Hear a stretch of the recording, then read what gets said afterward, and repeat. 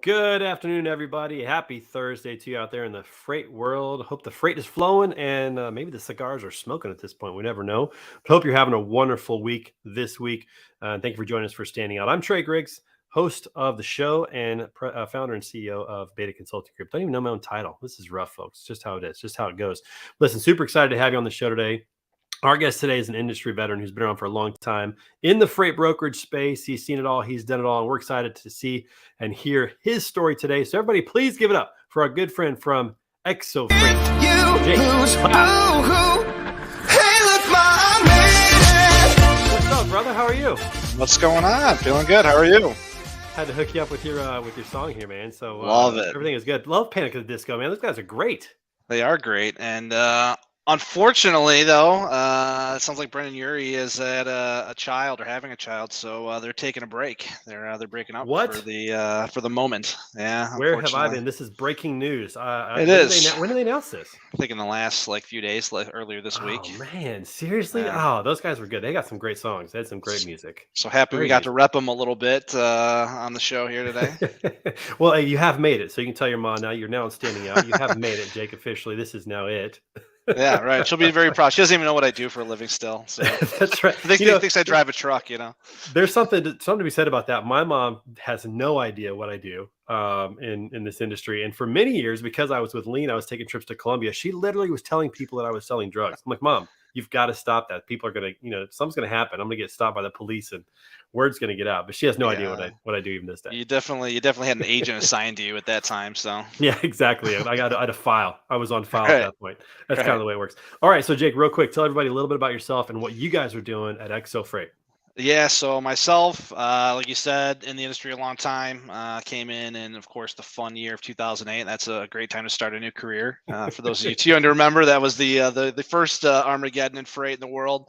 But just fell in love with the business. I was doing cradle to grave. Had opportunities to kind of move up and out to some other companies and join a couple of startups and just kind of learned every facet of this business for better or worse and continue to learn. And one of my passions was technology. Where's technology going? And flatbed and specialized and how to make this world more efficient, how to enable people to do more, how to get rid of a lot of the BS that we dealt with on the floor. And that's what led me to Exo Freight. And we're crushing it with, all those things I said and more and loving the flatbed specialized space. Yeah, I think probably a good tagline for you is like Jake McLeod, the no BS freight guy. I mean, might be the right phrase for you. I think that's I'll fitting. take that. I think it's fitting. To go back to 2008, that was a different crash because that was really based on the housing crash that happened, the housing bubble that burst, but it really took everything down. Everything was out. It was, I'll just kind of, because it's interesting. You can kind of bookend my career at this point a little bit, right? The absolute lowest rates I think history's ever seen, right? And just to get our perspective to the folks that sort of know this, but I was paying, and don't be angry at me here, but just the going rate was 60 cents a mile from Philly to Chicago, and your phone would light up when you had that, right? $400 or $500, and then fast forward to 21. And you were paying what, $5, $6, $7 a mile in that lane. Easily so easily. It's crazy that I've seen both those extremes. I think it's rare that you really get to kind of bookend that sort of experience. So that's pretty wild. Yeah, that was really wild. I mean, it was funny. I was a school teacher at that time. And so I actually didn't feel any of the pain because education just kept going. I mean, my job wasn't in jeopardy. And so it was kind of a weird time for me looking back because I didn't have to go through that. I didn't have to see some of those dips, but those, especially who were in transportation, they know exactly what you're talking about from 08. That's for sure. Let's jump on Exo real quick. So you guys are specializing primarily in open deck freight, correct? Yeah, that's right. So, just flatbed, step deck, low boy, RGN, hot shot, big, fat, ugly, weird, oversized, permit, down to just standard lumber, you name it. But anything that doesn't have walls, we love. And it's continues to be an underserved niche in our world here. And I would tell you, there's customers are awesome, and even better, the carrier base is unlike any other in freight. So really, really grown to love the space even more than I had before. Now that I'm solely focused on it. Yeah, and you're working with the Triber twins, Chris and Curtis Triber. Talk a little bit about what drew you to Exo Freight from where you were previously. Yeah, so I always had as things were coming out, right? The digital freight revolution, the marketplaces, despite what some people have led that maybe to be more of a marketing term and had some negative connotation around it. There's a lot of positivity to be had, right? I think the intention is there and pure. How do you is there more transparency and honesty and visibility to rate, visibility to freight, like bring the drivers and the carriers closer to the freight and give more transparency to the customer, not is where a truck's at, but like where the market's at, and really be a little bit more of a facilitator, right? An executor of the freight transaction, more of the sort of cloak and dagger that that previously or still somewhat rules a lot of this industry, unfortunately. And then being nichey. Right. So, my passion really always was in, again, going back to 2008, 60 cents a mile on a dry van wasn't going to really pay the bills for a kid that was making everything on commission. So it's like, well, where was there, a corner of that world and that market to find some money? And it was in the flatbed world still, right? There was more of a clear floor in the flatbed, the carrier base, the customers. There just wasn't too far to go. And add to that, of course, I fell in love with the complexity of cross-border freight, so I was able to add a little bit, extra to that too. But the niche was always, kind of just prove the point, right? Riches in the niches. And Absolutely. so I knew, I was like, hey, the next move I make, tech focus that's positive on the industry, right? Leave a positive mark, right? Tech for tech's sake, or tech to eliminate the broker or the human or whatever. That doesn't make sense to me. It was like, hey, what's a positive force in tech? How do we make everyone better? How do we, leave a positive mark?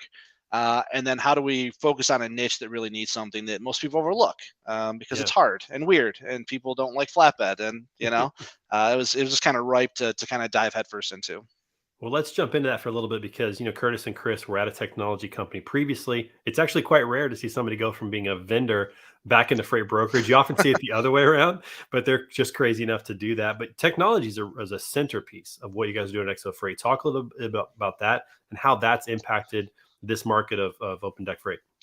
Yeah, no, yeah, I don't know why you would ever jump back into this rat race, but they did, and I'm grateful that they did, because They it apparently let didn't like me. their free nights. They didn't like just not doing anything at night. They wanted to add a little craziness into it. They love 2 a.m. phone calls, and I think that was what it was they miss most. But what we're doing technology wise, and where we're leaving, kind of those positive marks, right, is being able to build everything ourselves, right? Although it seems like a monumentous task to take on, it's like you get to build it the way you want, the way your customer base wants it, the way your carrier base wants it.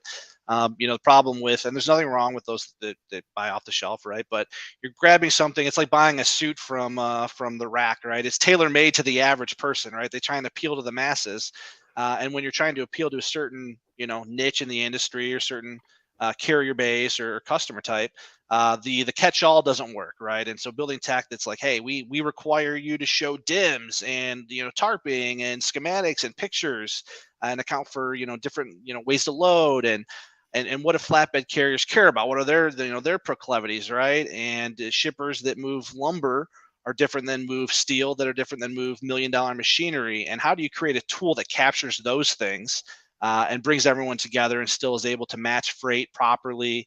How you gate carriers from seeing the $1 million machine when they want to haul a load of lumber, right? There's a lot of incongruencies that can happen there, and people don't think about that don't live and die and breathe, flatbed and specialized.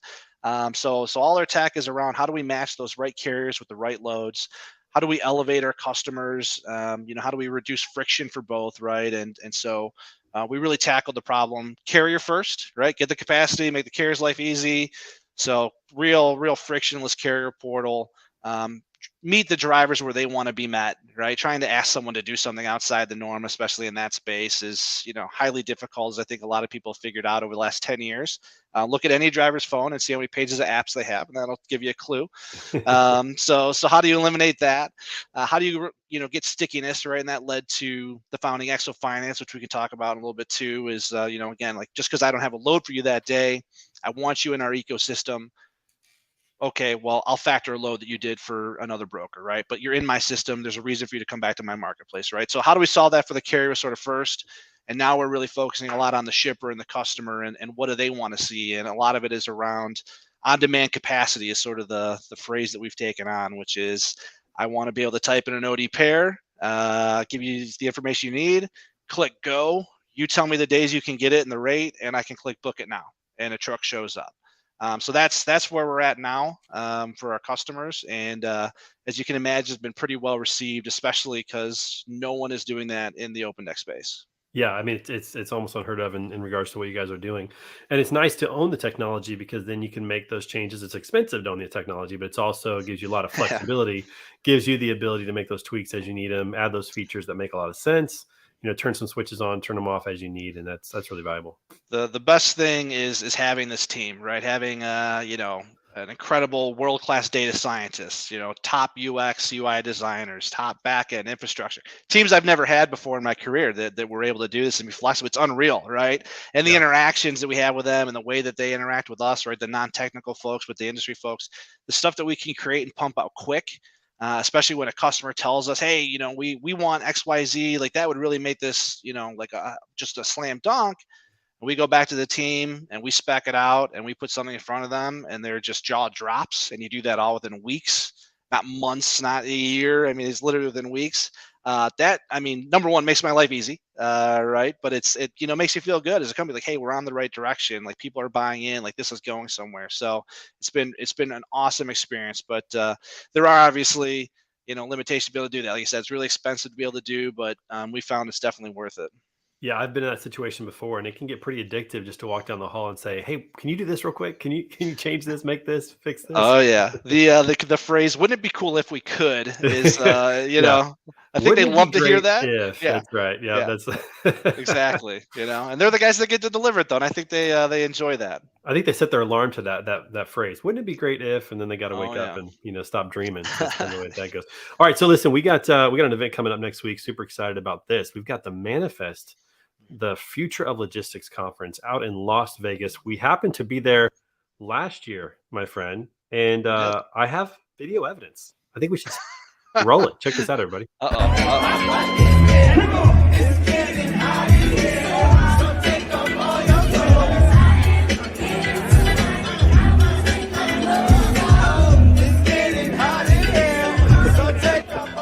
So, Jake, I want to point out, I think you're about right there in the middle picture on the right. Oh See yeah. that picture on the right there? You see that? Uh-huh. Yep. Yeah, right next to I think Bain, Bain Yep. and Robert Grace, and then Bain, Gracie, I think I Lars was was having right the most there. fun in that Blythe picture was though. there. Well, I don't know. We all had a really good time, and I think we're going to run it back. I think almost everybody who was in that picture is going to be there again this year. We were second row to Ludacris last year, which was awesome. This year we got Nelly coming up on Thursday night, but the conference itself too. I want to talk about this for a minute. The conference is legit. Yeah. What did you think about Manifest last year? What are you excited about this year? Yeah, last year was cool. It was the first year I didn't really have many expectations. I do a little advisory work for a company called Vendor Flow, and if no one's met Eric Rodriguez, great guy. And he was like, "Hey, can you come out and kind of help me guide me through the show?" And he's like, "Rep X Y are there," and sure, I didn't know anything about it, and I was shocked at how cool it was. It was like I was telling you earlier, I felt it was a little more intimate because it was kind of spread out. There was a lot of people, but it didn't feel that way. And a lot of meetings. It was really set up around purposeful networking. There's other shows I'm sure you've been to and I've been to where they talk about wanting to network, but no one wants to talk to you, right? It's just I call it like a broker invasion, right? And some of you guys can talk to the big shows. I'm sure you know what I'm talking about, where people hide their badges and stuff.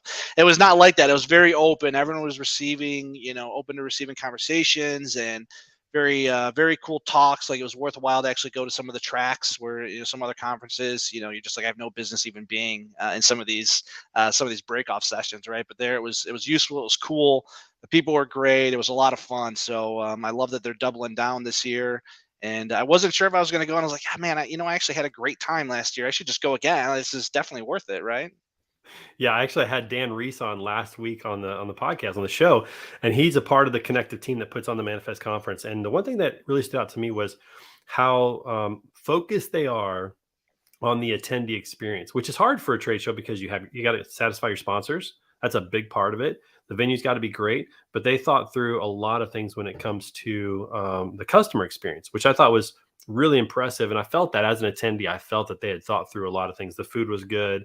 The place was really spaced out. It was easy to connect with people. They had some fun things. They had the puppy lounge that Blythe loved, and Love the many puppy people did. lounge. They had the automated, autonomous vehicles there. Yep. which I thought was cool. Get to sit inside them, kind of get it, get your hands dirty, checking those things out. But I thought that was really cool. I'm going to play this clip for you real quick from Dan where he talks about that. Check this out. That delivering that white glove experience, whether it be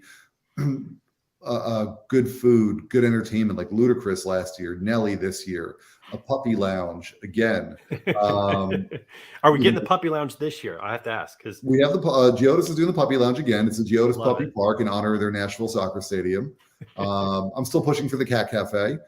But I see we have a furry friend today with us on the desk there, so it's great. Yeah, he's like right next to me. His will pop up in a second. But my dog's right here too. He could jump up at any minute, so you never know. There you go. And just having that expo hall that people want to go to as well. Yes, you can really tell that they have thought through a lot of those things and what the customer experience is going to be like. And again, I'm excited to go. It's going to be a great event. Yeah, I'm stoked. Refreshing than the usual conferences. And remember, that was probably my first conference in like 3 years or something, right? So I think that was like awesome. Like, man, I'm just stoked to be here and see humans and like hang out and be in Vegas again, right? Because, it used to be in Vegas all the time. You got sick of it. You're there for all these conferences, but then you don't go forever, and you're like, man, I missed this. This was a lot of fun, and so I'm stoked. I'm excited for this year. It'll be fun to hang out with you again, and obviously everyone else in that picture that you you pointed out. Well, I'm sure we'll have a fun time at Nelly. We're going to have a good time, that's for sure. But yeah, they've really thought through. I mean, last year we were dealing with COVID. We're still kind of dealing with that. We had to get tested to go in, but they made that. They communicated very well, so nobody was surprised. You knew what to expect. Again, the food was great. The speakers. This is the really cool thing. I talked to Dan about this as well. They don't focus on pay to play speakers. They focus on getting the best speakers. And I think for any trade show or any conference out there, I would encourage you to get away from the pay to play, for stage time, because the people that have the most money don't always have the best things to say and aren't that great. But if you go and get the best speakers, I think you're going to get the draw. What do you think about that? I would totally agree, and that model has basically plagued this industry for a long time. That's not to say there aren't good speakers that have been at some of these events, and some of these conferences take, they give the shippers, whatever they want, right? Like free trips and like hang out just to get them to come there to then charge, the brokers and the carriers and everybody a ton of money to show up and speak. Like I get that model, but I have to say, like a conference I'm going to here at the end of February, they reached out and said, hey, we know you're part of this like innovation state, or innovation area. You're kind of new. You're relatively a startup, I guess, at this point, and building tech. We would just like you to talk about what you're doing for this industry, for the the sector that they're in. And I was like, wow, that's the first time I think any conference has reached out, didn't ask for anything. They're like, we just want you to just take some time because you're just kind of a part of the community and we find you interesting. That's never happened. So I do think maybe that's starting to ring true with some of these conferences, that the attendees who are supposed to get some out of it, right? A lot of the shippers who are supposed to be there to learn something are like, yeah, you're regurgitating the same crap to me. And clearly somebody just cut you a check, because I see a platinum sponsor and I had to go to 10 different sessions with all their people, right? So that's right. I think the TI is doing a better job of that. They had a great Capital Ideas last year, which was Ann's first year of having a physical Capital Ideas conference. At Technovations in the fall, they had some people on stage that probably couldn't afford to pay to be on stage. They had their Shark Tank, which was great. Got to see some younger technologies come up and talk. And again, I think that whole model you talked about, that pay to play, it has really played itself out, and it's really plagued the industry, because you don't want to just hear the same person giving the same pitch. In fact, there are companies, and I won't point them out, but there are companies who their pitch today is the same pitch it was literally a decade ago. It's like, we know this, we've heard this. Like, I want to point them out so bad, though. I know, me too, but we're not gonna do it. We'll be good. I know, we're taking the high road, but and they're fine. They're good companies, but it's like, you're an innovation. Again, you're on the innovation stage. And you're telling me the same, like you said, the same speech you gave 10 years ago, 15 years ago. Like, exactly. Or put your data scientists up there who can talk about this in a way that actually rings true today, or somebody put a different person up there, or bring a different angle, or just make it really good content. I think the conferences that are doing that are the ones that are going to win out moving forward. At least I hope so. But that's my encouragement to everybody who's putting on a show, is make sure that the content and the speakers are top notch, and that will draw the crowd. That's for sure. All right. We got to pause for a second, my friend. Every day on the show, we like to celebrate the National Day. Last week we had Martin Luther King Day. Coming up in a little bit, we're going to have President's Day and all those. But today, do you know what today's National Day is? I do not know what today's National Day is. All right, you're going to like this one. All right, the National Day today is Dental Drill Appreciation Day. I don't know who's coming up with these. Jake, but somebody's like, hey, we need a day for dentists, and it's specifically dental drill appreciation day. I'll tell you what, this is one of those like necessary evils in life. Right. Yeah, I mean, Not a like, fan. yeah, no one likes to get it, but can you imagine the alternative? If we didn't have dental drills, what would we have? Like a chisel, like a tooth Who chisel? knows? Exactly. Right. So So thank goodness for technology, for dental the technology. That's for lesser of sure. all evils. Does it need its own day? I question. But I'm glad it exists. At least it's not on a Friday, because we know that dentists just don't even work on Friday. So, at least it didn't show up on a Friday this year. We'll feel good about that. That's right. Dental drill appreciation day. I unfortunately inherited some not so good teeth, and as a young boy, did not necessarily take care of my teeth as well as I should have. So I unfortunately have experienced the dental drill more than maybe most. You're So probably like me, product of the the 80s ish was most of the time. yeah, And the toothbrush, toothpaste. cereals, candy, Saturday morning cartoons. I mean, we were doomed. I'm waking up with Fun Dip and stuff. I mean, it's not even that was normal. Their cookies were a cereal. Remember Cookie Crisp? Like here's a bowl of cookies. What could be Put some more milk healthy on than it. this? That's right. Yeah, that was oh great. Man, that's true. You know what? Looking back on it, we were set up for failure. I'm just going to throw that out there. We were set up for failure. But we had fun. We did. Okay. We had a good time. Yeah. We had a good time. All right. So dental drill appreciation day, everybody. Enjoy that today, especially if you have to go to the dentist. Say thank you for the technology.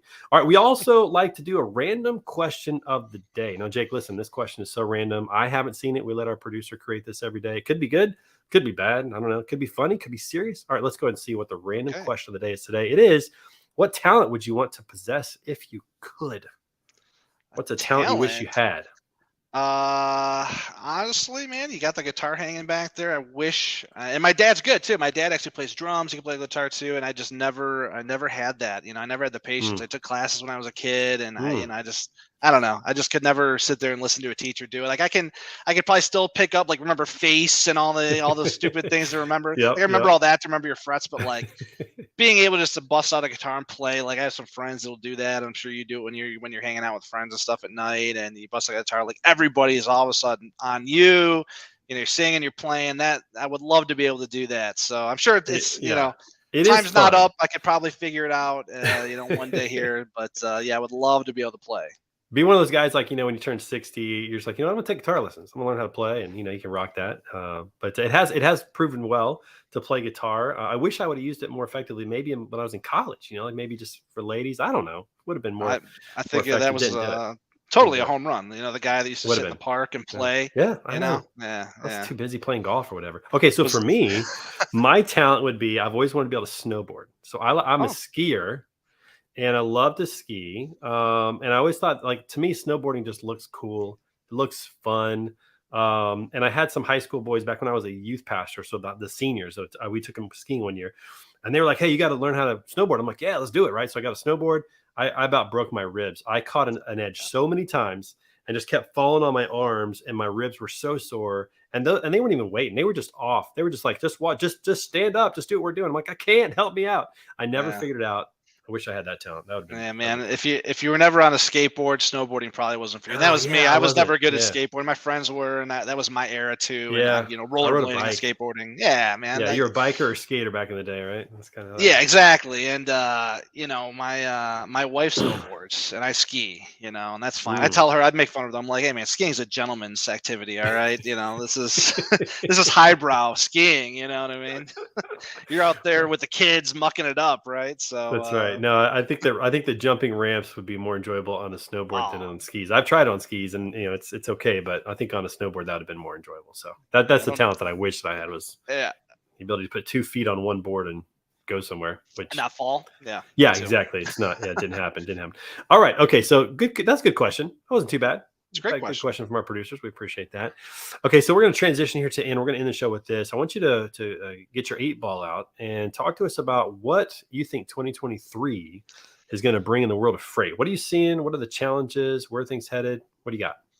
Yeah, I've been asked this a lot, right? And like you said, it's what's your 8 ball tell you? So I tell everyone, it's like, listen, man, like I don't have a crystal ball. I can tell you from what I'm seeing and what I think, and just drawing from like history and experience. I think it'll be okay. Yeah, and what I told Grace too, right? We're friends with Grace. There's a normalization going on, right? We lived in bonko land for the last 2 years plus, and for some people, that's all they've ever known. So like, Yeah. I get that some people may think that's reality and like this is the end of the world as they know it, but guys, this is still better than 2018. Like it's the market's still doing better. There's more loads, there's more everything, but a lot of people that live in that kind of fantasy world, I think that they're going to have the hardest time. You're already seeing carriers go under. Unfortunately, there was a lot of businesses that were never sound businesses to begin with, that came into market, and we're talking, remember, tens of thousands of carriers a month. New MC numbers being registered, that were buying equipment on insane money, right? Just like mortgage payments that were just, it was just never a sound business decision unless they were making so much per mile. And those rates are gone. Those days are gone. That name your price is gone. It's still good. And if you built a sound business, I think you're fine. I think that people are right sizing a little bit. Which is just healthy. I think a lot of people overhired again. Like there's this delusion that these good times would never end, and like, I don't know how short of memories people have, but that just isn't reality. And so this is a normalization, and there's pain. I think pain is short term, and I think it's healthy and good. And we're gonna come out of everything better. Is there more pain to be felt? Yes. I know a lot of people are like happy that January's starting off like not terrible. We'll see, right? January is a weird month. Like I'm not basing anything on 3 weeks of the new year. So I think there's some more pain to come. But if you built a good company and like your fundamentals are there, right? Blocking and tackling, do a good job. Like the people that tell you the stuff that's really boring, like, I'm a guy that will tell you like, well, where should I invest? I'm telling you all the boring stuff, like, hey, do this. And they're like, no, what's the next GameStop? No, like fundamentals, like do a good job for your customers, treat your carriers well, pay well, do these things all right. And like, you'll be fine. Stay in tune with the market. There's a lot of tools out there now, like blocking and tackling, and you'll be out the other side of this better, because there's going to be so much opportunity as kind of people fall to the wayside. And that's a good place to be. So weather the storm, stay the course. That's my 8 ball. That little dice in there that said all that. I think those are solid points, and if you took somebody from 2018 and brought them right to today, they would feel like, oh, this is good. Things are going well, right? It would almost feel like maybe a progression. But all of those college kids that got hired in the last year or two for their first job in carrier sales or whatever, and it was just so easy to find a truck and make a lot of money. Like, that's going to be tough for them. That's going to be really, really, really hard. But it's kind of a weird market that we're in. We're seeing layoffs, but they're almost solely focused to the tech sector. We may feel that a little bit, but in the large scheme of things, it's a small percentage of people that are getting laid off. People are still buying things. People are still traveling. They're still vacationing and doing those types of things. So we'll just have to see where this all ends up. Are they buying it on credit? Do they actually have money? Where is the economy really at? That's going to impact freight eventually. But I think you're right. It's just more of a normalization year. It's not going to be the best year we've had in the last 5 years. It's probably not going to be the worst either. So no, it should be pretty good year overall. We'll see where some of those points you mentioned lead us, because it's yet to come. There's some bubbles yet to pop, I think. So we'll see where that leads us. Right. Yeah, Coleman, he says, great insight. I don't know if you'll Coleman Ruffin, but he said, great insight. Do business right, and you'll always persevere. We'll throw that up on the screen. Give him a chance to throw that right there. But yeah, I think it's going to be a normalization year, like you said, and we'll just see how it all plays out. But overall, yeah, I think we're going to be just fine. It's not up to me or you. Where whatever happens is going to happen, man. I mean, we're we're just along for the ride, right? Very, very, very true. Well, hey man, listen, it's so good to have you on the show. Thank you for being on. Can't wait to see you next week out in Vegas, and we'll have to get you back on the show soon. Yeah, anytime, man. It's been a pleasure. Thank you. Yeah, absolutely, man. And everybody else watching the show, make sure you come back next week. We're going to have Tommy Thompson from Logix joining us, and we're going to have a great time. So we will see you guys soon. Have a wonderful rest of your day, and have a great weekend. We'll see you tomorrow at noon. The Word on the Street. Have a great episode, noon Central. See you guys soon.